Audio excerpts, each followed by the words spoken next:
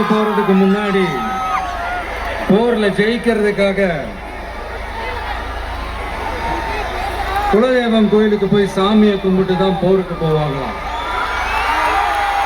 அந்த மாதிரி அடுத்த வருஷம் நடக்க போற ஜனநாயக போருக்கு தயாராகிறதுக்கு முன்னாடி நம்ம மக்களை அதாங்க உங்க எல்லாரையும் பார்த்துட்டு போலான்னு வந்திருக்கிறேன். இங்க என்ன பார்க்க வந்திருக்கிற என்னுடைய அம்மாக்கள், அக்கா தங்கைகள், அண்ணன் தம்பிகள், நண்பர்கள், நண்பிகள், எல்லாரையும் பார்க்கும்போது மனசுக்குள்ள ஒன்னே ஒண்ணுதான் தோணுது. உங்களுடைய இந்த அன்புக்காக எவ்வளவு பெரிய உயரத்தையும், எவ்வளவு பெரிய வருமானத்தையும், எவ்வளவு பெரிய வசதியையும் தூக்கி எறிஞ்சிட்டு வரலாங்க. உங்களோட இந்த அன்பை விட, இந்த பாசத்தை விட, உங்களை விட எனக்கு இந்த உலகத்துல வேற எதுவுமே பெருசா தெரியல. சாதாரணமா இருந்த ஒரு விஜய இந்த உயரத்துல தூக்கி வச்சு கொண்டாடிக்கிட்டு இருக்கிறீங்க. உங்க வீட்டுல ஒருத்தனாவே ஆக்கிட்டீங்க, உங்க சொந்தக்காரனாவே ஆக்கிட்டீங்க.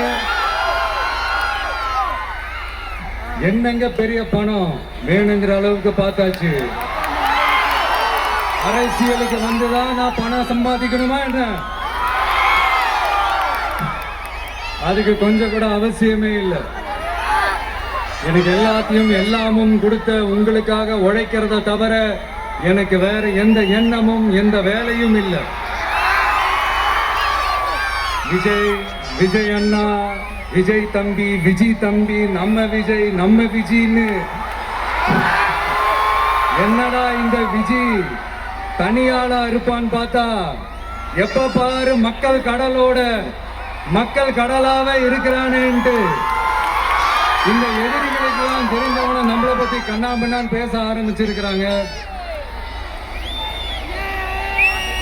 அதாவது நான் மரியாதையா பேசினா கூட அதை தவறா எடுத்துக்கிறாங்கன்னா பாத்துக்கங்களேன்.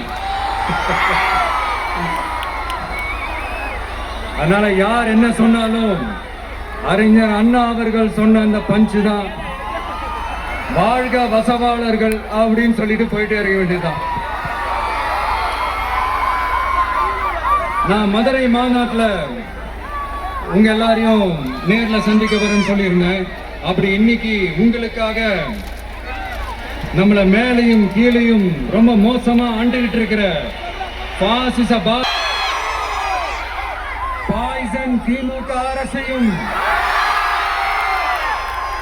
கேள்வி கேட்கறதுக்காக வந்திருக்கிறேன்.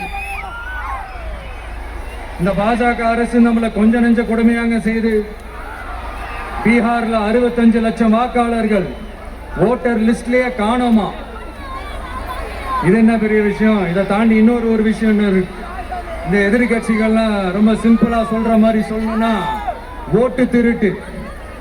வீட்டு நம்பர் 0ன்னு போட்டெல்லாம் ஓட்டர் ஐடி கார்டு கொடுத்துருக்காங்கன்னா பாத்துக்காங்களேன். எவ்வளவு பெரிய ஒரு மோசமான வேலைகள்லாம் அவங்க செய்யறாங்கன்னு பாத்துக்கங்க.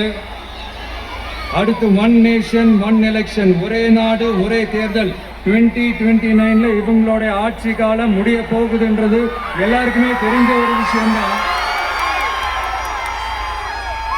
அதனால இந்த மாநில அரசுகள் எல்லாத்தையும் கலைச்சிட்டு எல்லாருக்கும் ஒட்டு மொத்தமா ஒரே நேரத்துல தேர்தல் வைக்கிற ஒரு ஐடியா.